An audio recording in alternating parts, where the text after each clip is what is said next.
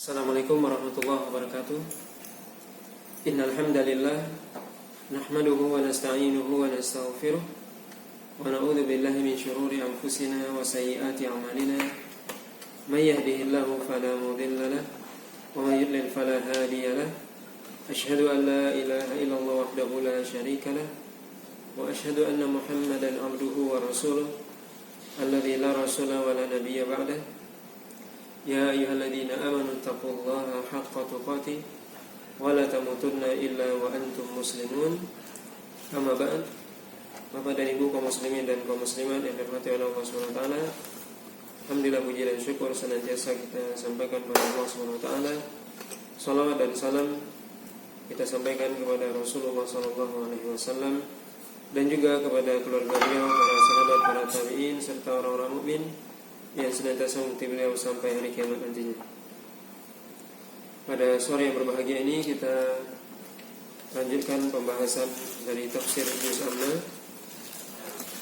Sore hari ini kita akan membahas tafsir dari surah Al-Ikhlas, yang mana surah Al-Ikhlas merupakan surah Makkiyah, yaitu surah yang turun sebelum Nabi SAW hijrah ke Madinah.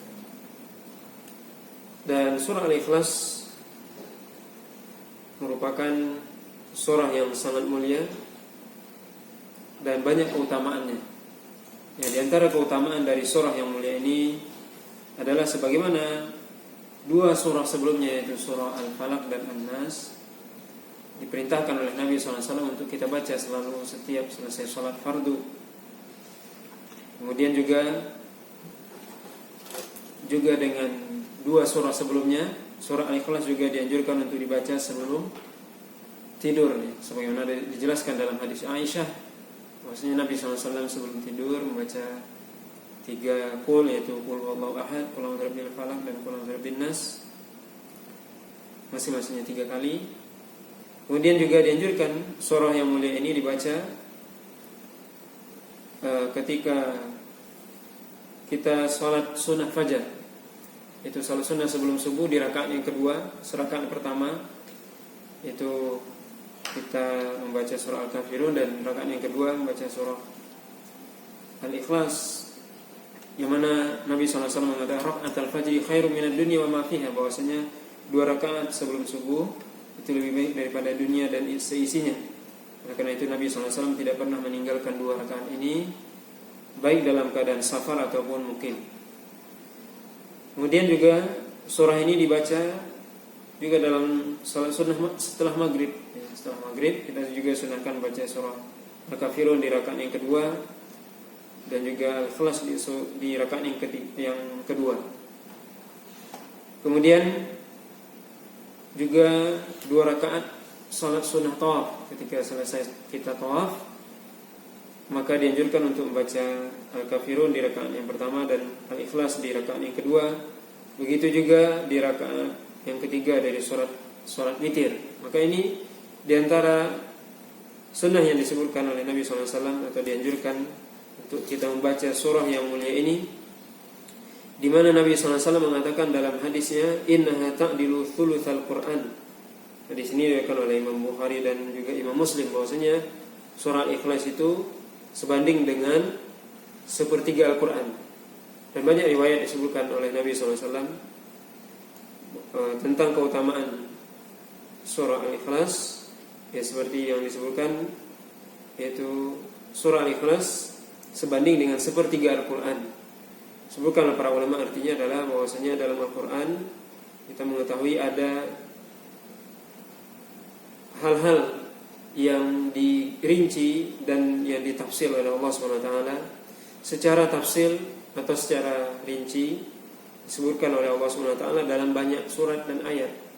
Secara tafsir, kalau kita ingin mengumpulkan bahwasanya isi dari kandungan Al-Quran itu tidak terlepas dari pertama tentang tauhid, dan itu semua dijelaskan nanti dalam surah Al-Ikhlas. Kemudian di dalam Al-Quran ada tentang hukum, disebutkan dalam banyak ayat dalam Al-Quran. Kemudian yang ketiga tentang kisah. Maka ini secara garis besar isi dari kandungan Al-Quran. Maka 1/3 itu bicara tentang tauhid. Oleh karena itu surah Al-Ikhlas dikatakan sebanding dengan sepertiga Al-Quran, karena surah Al-Ikhlas ini berkaitan dengan tauhid. Allah SWT berfirman, A'udzubillahi minasyaitonirrajim, Bismillahirrahmanirrahim. Qul huwallahu ahad. Katakanlah wahai Muhammad bahwasanya Allah SWT ahad, yaitu Maha Esa, Maha Tunggal, di mana Allah SWT tidak ada satupun yang menyerupai Allah SWT. Allah SWT Esa, satu dalam zatnya. Allah SWT Esa zatnya, dan juga Allah SWT Esa dalam nama dan sifatnya. Artinya tidak ada yang menyerupai nama dan sifat Allah. Maka Allah SWT ahad dalam zatnya dan juga dalam sifatnya. Yang mana ahadnya Allah SWT dalam sifat dan nama ini, konsekuensinya adalah bahwasanya tidak ada satupun yang semisal dengan Allah SWT baik dalam nama dan sifatnya. Begitu juga zat Allah SWT. Allah SWT Esa dalam zatnya dan tidak butuh kepada makhluk. Ayat yang kedua Allah katakan Allahus Samad, bahwasanya Allah SWT tempat bergantungnya seluruh makhluk. As-Samad sebagaimana yang disebutkan oleh Abdullah bin Abbas, artinya alladzi kamula fi su'dadihi walladzi kamula fi ilmihi wa kamula fi hilmihi, dan seterusnya.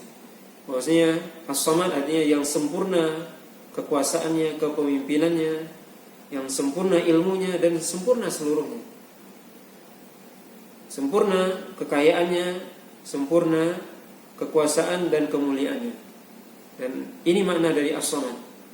Bahwasanya Allah SWT sempurna segala sifatnya, dan Allah SWT tidak membutuhkan makhluk. Justru seluruh makhluk yasmadu ilaihi, artinya membutuhkan Allah SWT. Makanya seorang sahabat yang ketika berdoa membaca La ilaha illa antal ahadus samad alladzi lam yalid wa lam yulad, Nabi SAW mengatakan sungguh dia telah berdoa dengan nama Allah SWT yang paling besar, yaitu Ismuhul ladzi al-a'zam. Maka ini salah satu nama Allah SWT yang besar, Al-Ahad As-Samad. Itu Allah SWT yang Maha Esa, yang Maha Tunggal, dan As-Samad, yang mana Allah SWT kepada Allah lah seluruh makhluk bergantung, dan Allah SWT tidak membutuhkan makhluk. Ayat selanjutnya Allah katakan lam yalid wa lam yulad. Allah SWT tidak melahirkan dan tidak dilahirkan. Dia tidak melahirkan, Allah tidak mempunyai anak, dan tidak dilahirkan berarti Allah SWT tidak mempunyai orang tua. Alladzi lam yalid wa lam yulad. Allah SWT tidak memiliki anak, dan ini menjadi bantahan bagi orang-orang yang mengatakan bahwasanya Allah SWT adalah salah satu zat, ya, dari salah satu tiga Tuhan, ataupun orang-orang Nasrani yang mengatakan bahwasanya Isa adalah putra Allah. Sebagaimana Allah sebutkan dalam Al-Quran, wa qalatil masihu Isa ibnullah, yaitu bahwasanya orang-orang Al-Masih, orang-orang Nasrani mengatakan bahwasanya Isa Al-Masih adalah putra Allah. Dan orang Yahudi mengatakan waqalatil yahudu Uzair ibnullah, bahwasanya orang Yahudi mengatakan Uzair, yaitu Nabi Uzair adalah putra Allah. Ini Allah bantah dalam ayat ini. Lam yalid, artinya Allah SWT tidak melahirkan, berarti tidak punya anak. Allah SWT tidak butuh kepada anak. Walam yulad, dan tidak butuh kepada orang tua. Sebagaimana dengan kita manusia, kita butuh anak dan butuh orang tua. Tapi Allah SWT tidak butuh orang tua, tidak butuh anak. Dan ini menunjukkan kesempurnaan sifat Allah SWT As-Samad, yang tidak butuh kepada makhluk sedikit pun. Walam yakul lahu kufuwan ahad, dan tidak ada satupun yang serupa dengan Allah SWT. Lam yakul lahu mathil. Dalam surah Maryam Allah katakan walam yakul lahu samiyya, maksudnya Allah SWT ya tidak ada yang sama dengan Allah SWT. Maka Allah SWT adalah zat yang sempurna, yang Maha Esa, tidak butuh kepada makhluk, Tapi makhluk butuh kepada Allah SWT. Allah tidak memiliki anak, tidak diperanakan, dan juga Allah SWT tidak ada yang serupa dengan Allah sedikit pun dalam segala hal. Baik itu dalam hal namanya, tidak ada yang serupa dengan Allah dalam hal nama dan sifat. Begitu juga dalam zatnya Allah SWT tidak ada yang serupa. Allah SWT mengatakan laisa kamitslihi syai'un wa huwas samiul basir. Dalam surah Asy-Syura Allah katakan tidak ada yang serupa dengan Allah sedikit pun. Dan Allah SWT As-Sami, Maha mendengar, Al-Basir, Maha melihat. Maka ini menunjukkan kesempurnaan dari sifat Allah. Dan kalau kita perhatikan surah yang mulia ini, surah Al-Ikhlas, berbicara tentang tauhid, berbicara tentang keikhlasan. Makanya dikatakan surah ini dinamakan Al-Ikhlas, yaitu artinya memurnikan keesaan Allah SWT, memurnikan tauhid. Maka surah ini adalah tauhid. Maka kita bisa baca beberapa hadis atau riwayat yang menyebutkan bahwasanya ada seorang sahabat yang dia selalu membaca surah ini ya ketika sholatnya. Ada beberapa riwayat, ada 2 riwayat yang menjelaskan. Yang pertama, bahwasanya ada seorang yang diperintahkan oleh Nabi SAW untuk menjadi pemimpin dalam peperangan. Kemudian orang ini setiap sholat selalu membaca surah Al-Ikhlas. Artinya setiap baca ayat, setiap membaca rakaat yang pertama atau yang kedua, beliau selalu mengakhiri bacaannya dengan surah Al-Ikhlas. Maka Nabi SAW menyuruh temannya, para sahabat yang lain bertanya, kenapa anda membaca seperti itu? Maka beliau mengatakan, sungguhnya innaha sifatur rahman, bahwasanya surah Ikhlas di dalamnya adalah ada sifat rahman, sifat Allah SWT. Wa ana uhibbu an aqra biha, dan aku suka membacanya. Maka kata Nabi SAW, hubbuka iya yudkhilukal jannah, bahwasanya engkau mencintai surat ini, dengan cinta tersebut engkau dimasukkan oleh Allah SWT ke dalam surga. Begitu juga dalam riwayat yang lain bahwasanya ada seorang yang menjadi imam dan selalu membaca, setelah baca Al-Fatihah selalu dia baca surah Al-Ikhlas baru baca surat yang lainnya. Dia jadi imam di kaumnya. Juga Nabi SAW menyuruh bertanya, kenapa? Karena sama sahabat ini mengatakan bahwasanya dia mencintai surah ini karena di dalamnya menjelaskan tentang nama dan sifat Allah SWT. Maka Nabi SAW mengatakan, karena cintanya kepada surah ini, maka Allah SWT memasukkannya ke dalam surga. Juga ini menunjukkan bahwasanya surah yang mulia ini, surah Al-Ikhlas, yang walaupun pendek ya, 4 ayat yang pendek dan semua kita menghafalnya, tetapi sungguh di dalamnya banyak kandungan makna yang berkaitan, terutama yang berkaitan dengan tauhid tentang keesaan Allah SWT. Dan juga dalam surah ini disebutkan tentang nama dan sifat Allah, yaitu nama Allah disebutkan di sini Al-Ahad, ini nama Allah. Kemudian juga As-Samad, ini juga nama Allah SWT. Oleh karena itulah tadi kita sebutkan di awal bahwasanya surah ini dianjurkan untuk dibaca dalam beberapa momen atau beberapa salat, ya, salat sunnah diantaranya salat sunnah fajar, salat sunnah salat maghrib, ya, sunnah tawaf, ya, salat witir dan sebagainya. Ini menunjukkan agar kita mengingatkan, agar Allah SWT yang mengingatkan kita melalui surah ini akan keesaannya, akan tauhid. Ya. Ini menunjukkan keagungan dari surah yang mulia ini, dan pelajaran yang paling penting yang kita ambil dari surah ini, bagaimana kita selalu berpegang teguh dengan tauhid Allah SWT. Karena inti dari diantara inti dari Al-Quran dan juga inti daripada kita diciptakan oleh Allah SWT agar kita mentauhidkan Allah SWT. Maka hendaknya kita selalu mempelajari dan memahami tentang tauhid Allah SWT. Dan inilah dakwah Nabi yang pertama dan yang terakhir. Nabi SAW pertama kali mengajak manusia untuk bertauhid kepada Allah, begitu juga yang terakhir sebelum Nabi meninggal mengingatkan manusia dari kesyirikan. Maka ini surah yang mulia ini selalu kita baca karena memang di dalamnya ada tauhid, mengingatkan kita kepada tauhid kepada Allah SWT, dan agar kita selalu memahami surah yang mulia ini dan selalu kita mengamalkan dan mengingat apa yang ada, kandungan yang ada dalam surah yang mulia ini.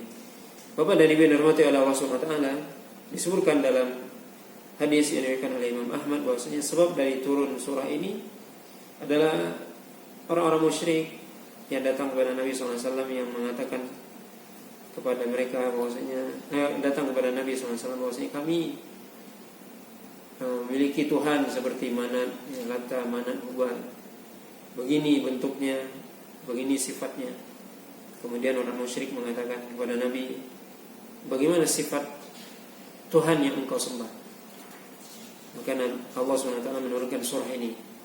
Yang mereka mengatakan, sif lana rabbak, yaitu sifatkan kepada kami Rabb engkau yang selalu engkau sembah wahai Muhammad. Maka Allah SWT menurunkan sifat ini, menurunkan surah ini sebagai jawaban dari pertanyaan orang musyrik yang mereka mengatakan, kami punya Tuhan, ini sifatnya, ini bentuknya, sedangkan engkau menyembah Tuhan yang tidak kelihatan. Maka Allah SWT menurunkan surah ini menceritakan bagaimana tentang sifat Allah. Jadi surah Al-Ikhlas semata-mata di dalamnya benar-benar menjelaskan yang murni tentang Allah SWT. Bagaimana Allah SWT menceritakan tentang dirinya, menyebutkan tentang sifatnya, yang mana Allah SWT Maha Esa, yang tidak butuh kepada makhluk, yang tidak memiliki anak dan tidak memiliki bapa, kemudian tidak ada satupun yang serupa dengan Allah SWT. Kaum muslimin dan kaum muslimat yang dirahmati oleh Allah SWT, ini ya pembahasan kita pada kesempatan yang singkat ini dari pembahasan surah Al-Ikhlas. Surah sekali lagi surah yang sangat mulia, dan mudah-mudahan kita bisa mengambil pelajaran dari surah Al-Ikhlas ini, bagaimana kita selalu menjaga tauhid kita kepada Allah SWT, karena memang inti dari kita diciptakan oleh Allah SWT untuk mentauhidkan Allah SWT. Bagaimana dakwah Nabi pertama kali adalah mengajak manusia kepada tauhid, begitu juga di akhir hidup beliau juga mengingatkan manusia untuk bertauhid kepada Allah SWT. Maka ya, layak dan pantas ya surah ini yang mulia ini selalu kita baca dalam beberapa waktu. Dan juga disebutkan tadi oleh Nabi SAW, surah ini sebanding dengan sepertiga Al-Quran, karena memang Al-Quran sepertiganya berisi tentang tauhid kepada Allah SWT. Mudah-mudahan apa yang kita sampaikan bermanfaat, dan mudah-mudahan kita bisa selalu dibimbing oleh Allah SWT untuk selalu berada dalam tauhid, ketauhidan, dan juga kita meninggal bisa membawa akidah yang benar, yaitu akidah tauhid, dan dijauhkan daripada sifat dan perbuatan syirik padanya. Wallahu ta'ala alam. Subhanakallahumma wa bihamdika, asyhadu an la ilaha illa anta, astaghfiruka wa atubu ilaik. Wa sallallahu ala nabiyyina Muhammadin wa ala alihi wa sahbihi wa sallam. Wassalamualaikum warahmatullahi wabarakatuh.